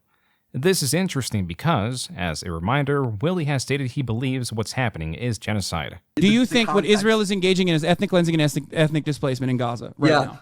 You do? Yeah. Great. Okay. Do you think defending this ethnic cleansing and ethnic displacement campaign would be defending genocidal acts then in your own assessment? Yeah. How can this make any sense? Willy has made great effort, time and time again, to make it clear that he is criticizing Hasan for his manipulative tactics and being a propagandist in the sense that he'll warp the truth or trounce on the character of someone to distract from their arguments. The answer is what this entire Reddit post is. A post alongside lying entirely about the video in the title has comments that are both unengaged with the video and comments desperately trying to defend Hasan through his politics alone. Quote, I think Hasan is kinda cringe, but any creator out there speaking up about Palestine deserves nothing but respect, IMO. Hasan and a few others are raising a lot of money for Palestinian children. More like silly wax show, frankly, IMO, IMHO. Unquote. This is a highly dangerous viewpoint, but more accepted in politics. However, when someone is so controversial it spreads and destroys those disinterested in the chaos, the problems become too large to ignore. This built a divide, a hatred of Hasan and a hatred of those that criticize Hasan for any reason, a hatred of anyone that is friends with Hasan regardless if they share his viewpoints or not. This horrific turmoil is what is behind the quote-unquote Twitch Adpocalpyse. To start, Hasan's new peak of controversy was not without consequence. In the peak of the WillyMacShow coverage, and with similar videos coming out against Hasan, his viewership fell to its lowest point since 2021. But 2024 was an election year, a year that historically has been great for Hasan, and this year was no different. On the day of the election, Hasan broke a new viewership record of 331,000 live concurrent viewers. As such, the following will be covering mostly late 2024 and attempt to give a simple overview of a highly dense situation. Prior to the election, Hasan was invited to the DNC and subsequently removed from his designated caster station. But before then, there was some interesting happenings. We allowed in here, y'all? Destiny made you. You good? What a fucking loser. Asked the lady at the counter, what is the best thing? She said, curse breaker. There was also his reaction to this media bias chart. I think it's crazy that they put me below, like they're saying like InfoWars, OAN, and Hasan Abi, like two sides of the same coin. Just say this. I don't think a person actually unironically goes like, Hasan, you are basically like the left-wing equivalent of Alex Jones. Like I know that like Destiny's community tries to say that all the time. Hasan, a self-labeled propagandist, is surprised at this chart's rating. Unrelated to the DNC, there was a clip going around of Hasan playing a Houthi propaganda video to a friend and walking out of the room. Oh, you want to see a Houthi musical? You want to see a Houthi musical? These were the people that the Saudis were killing, by the way, just so you know. These fucking musically gifted individuals. These musically gifted individuals. It's so funny, man. You know what their slogan is, right? It's like, death to the Jews. Death to Israel. Death to Israel. A curse upon the Jews. Based. That's correct. More accurate than mine, sorry. In this video are banners that state, "A curse upon the Jews." Even a couple days ago, I was hanging out with my buddy Hasan, and this guy unironically put a terrorist propaganda music video on and then left the room. And I was just like, and the thing is, like, in hindsight, it's hilarious, you know? But at the same time, I'm like, what is going on here? This is wild to me. The Twitch Adpocalpse can be summarized with this video. Happy birthday to you. What the fuck? Happy birthday to you. Bro, we're never beating the Hasan runs Twitch allegations after this. This is crazy. The most rabid Redditors just clip this and they're going to use this permanently to be like, see, I told you, he's got banning powers. Happy birthday, dear Hasan. This is crazy. Quote, not a gamer himself, Clancy mostly watches musicians or talk shows on Twitch. He particularly enjoys leftist political commentator Hasan Piker, who has 2.5 million followers of the platform. Unlike the frankness and bluntness, Clancy said, he's comfortable saying what he believes. Unquote. While it may be nice to be more personable as a CEO at a company like Twitch, Hasan, like many others, understood in that moment there needs to be a line. YouTube, for example, is often seen as incompetent, because in many ways, YouTube is. It appears to favor certain creators above others because in some ways it does. But the important part is, the creators and viewers can attribute YouTube's decisions as incompetence rather than bias. We don't know if a creator is banned or barred from monetization through a decision from a lower-level employee or the YouTube CEO themselves. This is by design. The company needs to be obscure and unreachable to a degree to avoid perceived bias. Tom Clancy, the CEO of Twitch, may just like Hasan for the viewers he brings in.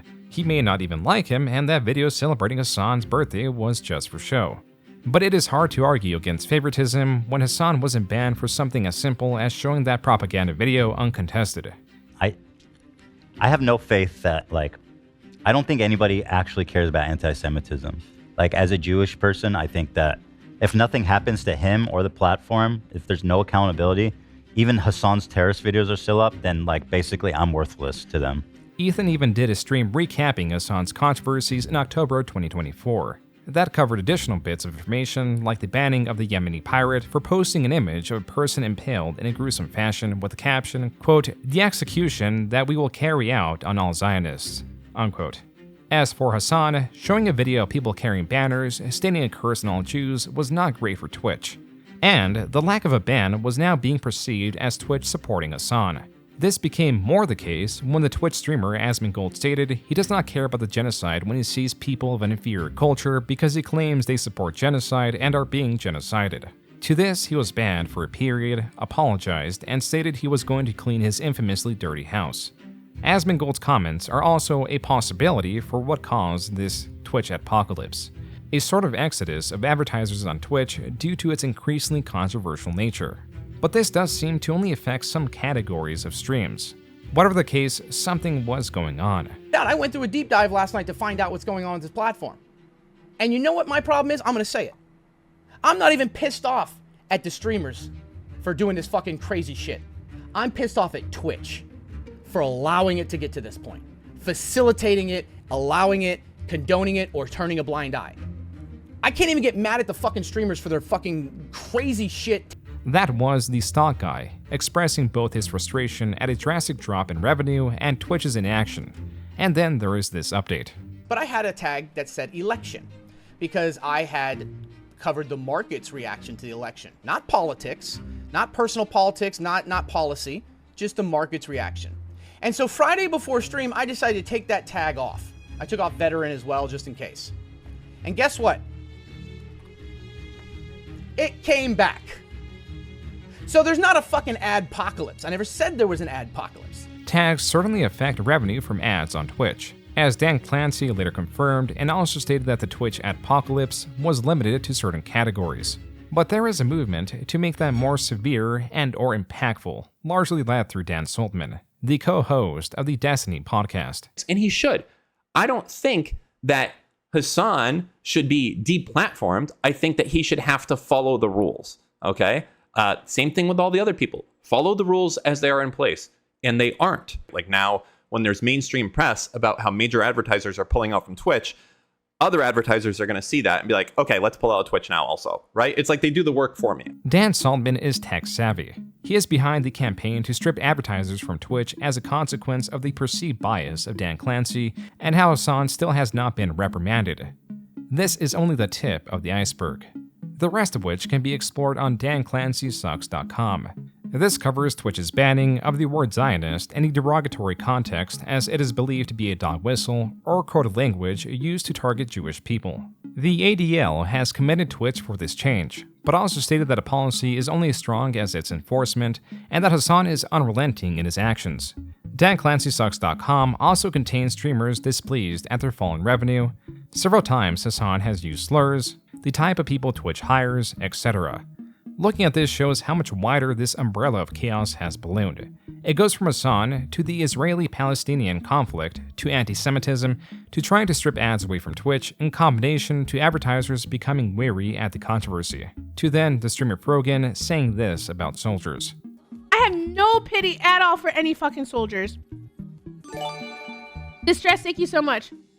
I will never have any fucking pity for any fucking soldiers. U.S. military? Who fucking who? I hope you get PTSD. Veterans are a protected class, and so calls for a banning were made. On Twitter, she clarified her statement. A section of it reads, quote, "The beginning of the clip was worded poorly, and I do apologize for that. I go on to clarify in that clip that I do not mean all military, but specifically those with no remorse." Unquote. This is hardly the only controversial moment involving Frogan. Here is Frogan telling me to shut up when don't shut your mouth when you're criticizing Osama bin Laden. I said, this is a Hasan mod telling me, a Jewish man, to shut the fuck up because I dare to say Osama bin Laden was bad and hated Jews. Please understand this is why Leftovers ended and that her voice is not fringed within his community. Also in this mix was this clip and event, both pertaining to Ethan Klein and the turmoil Twitch is in. This is going. Okay. I like how we're getting audience input. They're like, fuck what you guys had to say.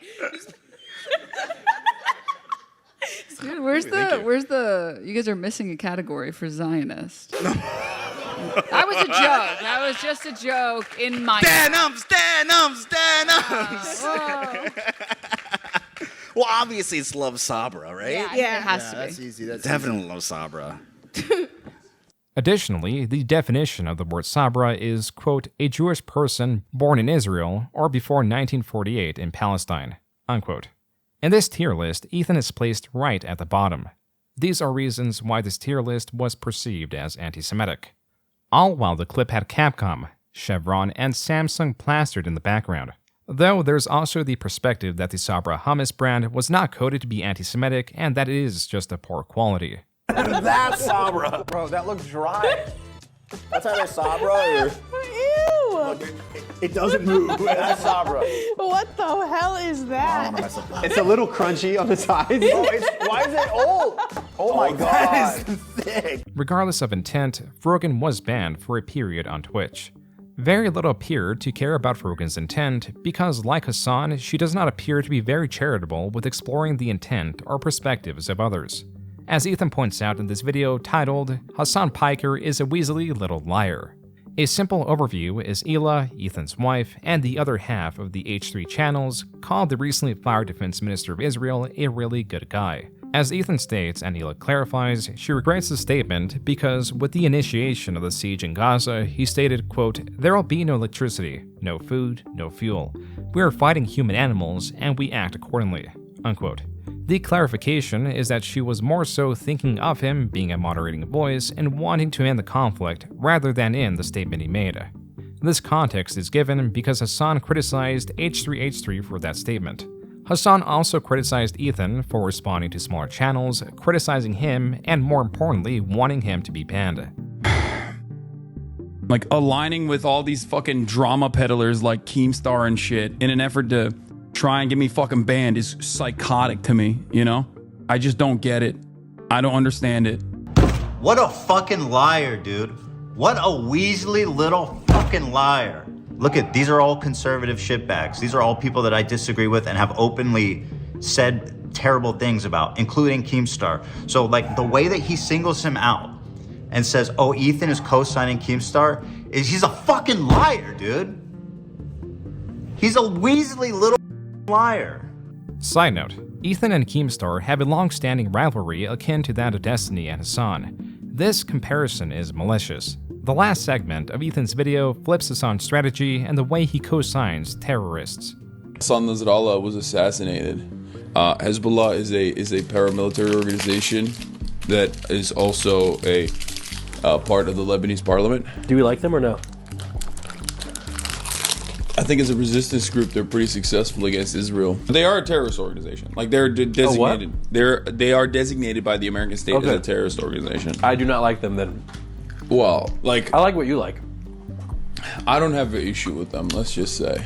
Ethan goes on to break down Hezbollah's many crimes while interjecting Hasan's statement that he has no issue with them. Hasan, alluding to not watching the video, responds to what he's heard about it on stream, opening with a retraction of statements about the defense minister, then onto the last section of Ethan's video. And I think people were telling me that he then spent the rest of the video talking about how I love Hezbollah.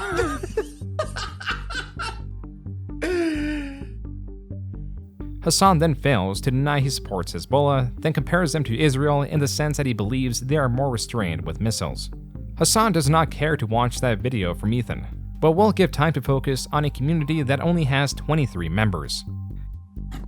They call themselves the Taliban or the Hezbollah Brigades, community dedicated to documenting the anti-Semitism of Turkish colonizers. What are the Hezbollah Brigades? 23 members? What is this? They have made websites from like day one. From I think it was like October 19th. Not the Hezbollah Brigades. Oh no. Ethan, continuing on his campaign against Hasan, played a game of Twitch or Terrorist where the participants had to guess the origin of a quote. This was covered by Philip DeFranco and, to add another layer, reacted to by Hasan. We're gonna play, is it Twitch or is it a terrorist? Let's take a look here, guys. Start. You know, there's more to the game, but even just that part right there alone, that faced tons of backlash. With a number of people think that it was wrong that the opening image was a side-by-side of Hasan Piker and Osama bin Laden. I didn't expect you to cover this. I wouldn't have, but Philly D is covering it. But again, most ended up being from creators Sneeko and Myron, so he ended up closing the game by saying, "You're right, though, that game sucks." It was just not enough variety. It didn't prove anything, because all the anti-Semites was just like Myron and Sneeko. And so all that happens, but then once the clips... Damn, I can't believe that they couldn't find anti-Semitic quotes of me. Perhaps because I'm not an anti-Semite. Damn. Everything involving Hasan is highly sensitive. Even with Ludwig attempting to cover the Adpocalpyse received much flack for it. Well, we're talking about the Twitch Adpocalpyse. Why? Because I was talking to my friend Shake about it last night, and I wanted to look up a video to learn more about it, and there was none. So I decided, okay, I will make one. And today, the genesis of this, as far as I can tell, is when Asmin got banned off of Twitch. Because you see, Asmin got banned after making some comments about Palestinian people. Some very negative comments about Palestinian people. He got banned off of Twitch. And that was Ludwig's mistake. He is not incorrect in his assessment. It is the presentation. It is the lack of naming Hasan in this section of the video that displeased some, as it made it appear as he was skewing the coverage in his favor. Instead, he focuses on Frogan that did play a role, but unlike Hasan was banned. Then, in about the 9-minute mark, Ludwig does mention Hasan, but there is a suspicious jump in footage. All right, so there's currently in Twitch world a piss match, right? Hasan is blaming Asmin Gold for the Adpocalpyse for teaming up with people who he says, and Asmin is looking at me and blaming me. I want to say you're welcome. Taking blame himself. This is the section that was removed. Mizkif is blaming Hasan, saying that everyone who does politics should be outright banned. Immediately, the assumption was made that Ludwig removed that very small section because Hasan reached out to him and told him to do so. But as Ludwig claims, it was not Hasan that reached out to him. Hasan did not reach out. Miz reached out and said what I said was false about him, so I removed it. It was pretty much that simple. One cannot make a video on this matter without being misconstrued. This is by intention, and this line of thinking is something Hasan revels in. He hides behind his stances as a way to shield himself from criticism, as made apparent by his reaction to Mudar's video criticizing him, in which he says this. And I will never fucking forget these monstrous pieces of shit for looking at a situation like the one happening, the one unfolding in Gaza, and choosing to never say anything about it, only to then make these fucking drama videos to call out the people who call out the Israeli government. It is disgusting. You know, go back to fucking chirping about cancel culture. Hasan believes he should be immune from criticism because he calls out the Israeli government. Hasan strategically diminishes criticism by labeling it something as reductive as drama.